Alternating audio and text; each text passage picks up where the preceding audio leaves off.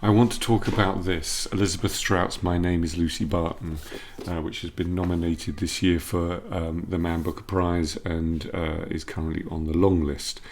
I have to say that if it makes the shortlist, I will be delighted. If it wins, I will be satisfied.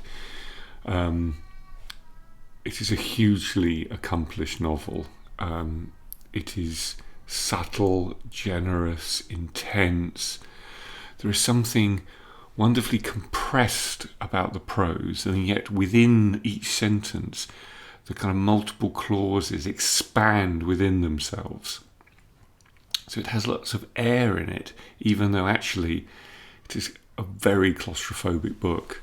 It is essentially set in a hospital room with a daughter being visited by her somewhat estranged mother.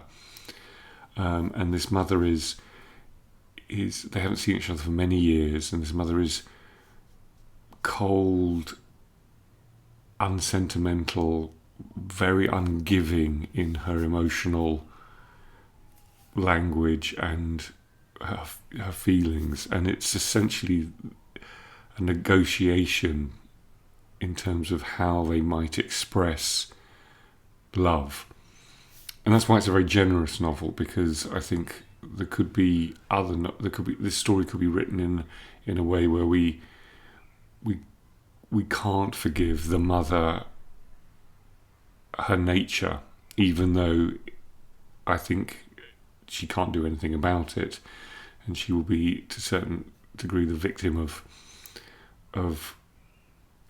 damage going back and back and back, and it's actually I think it's actually a portrait of damaged families without anything sort of psychosexually significant having happened.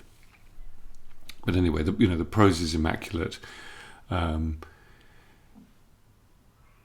What's I think really clever about it, I mean clever in a profound way, is that it feels like a very gentle novel, but actually it does something else. And there's that great saying, or not great saying, cliche in fact, but sort of quite subtle description of certain people as being strong but not tough. And I think that the character and the writing and the perspective of this novel is actually tough but not strong, and that's because of the upbringing of the narrator. And she talks at the end about a certain ruthlessness that one has to have to be a writer. Once again, the central character is a writer. Writers really need to find something else to write about. But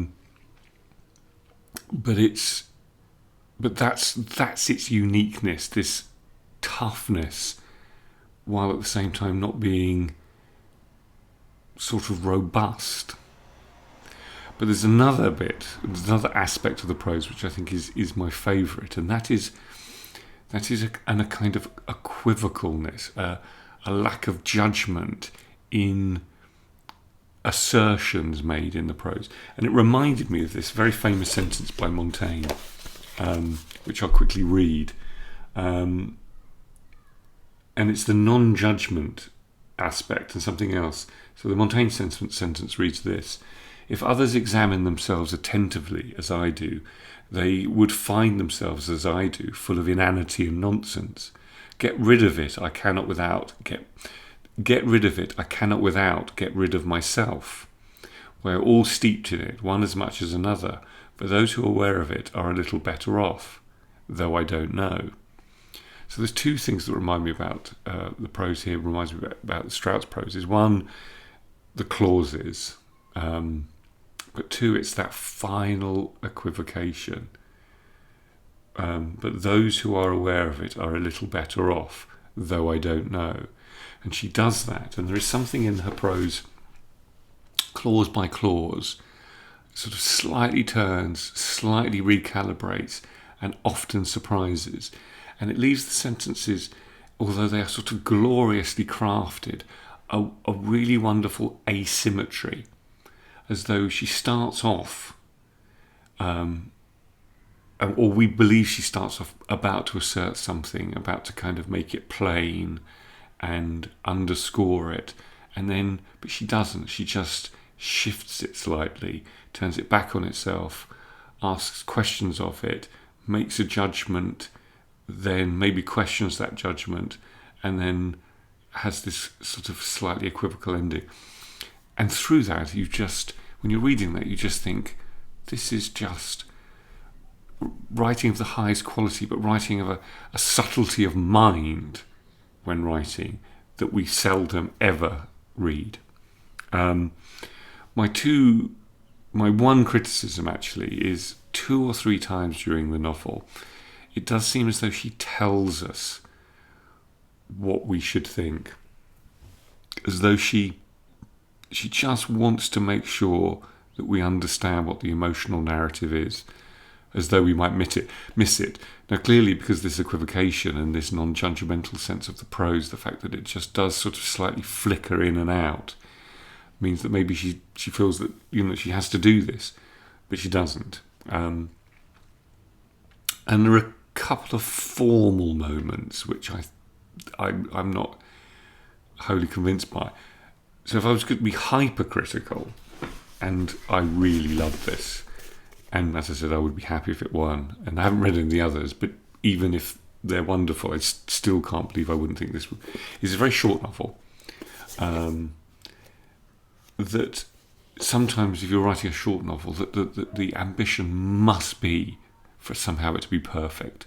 Now, obviously, nothing can be perfect, but I suppose in a short novel, the wrong notes or the slightly out of tune moments are, and in a novel as perfect as it is, you kind of feel them slightly more acutely. And I think that is one of the issues with this book, is that it's so perfect so often. When there is a slight wrong note, it feels like a bag of spanners falling on the floor. Well, at least it did for me. But it's not important compared to how wonderful this novel is. And for any writers out there, this is one of those novels that I think James Wood, the great critic, has spoken about other people. This is the kind of writer that we would do well just to type out the entire novel, to somehow get a sort of insight into the craft, to mimic it word for word, to somehow get to kind of live in those incredible subtle rhythms. It's wonderful. Still not quite as good as Marilyn Robbins' Gilead, which it reminded me in a certain sense that Gilead is perfect, and it's not dissimilar. Gilead is a father to a son, and this is a daughter to a mother. But Gilead is one of the most profound novels ever written, and of equal accomplishment. In fact, it surpasses it. But anyway, that's not to take away from this. Thank you very much.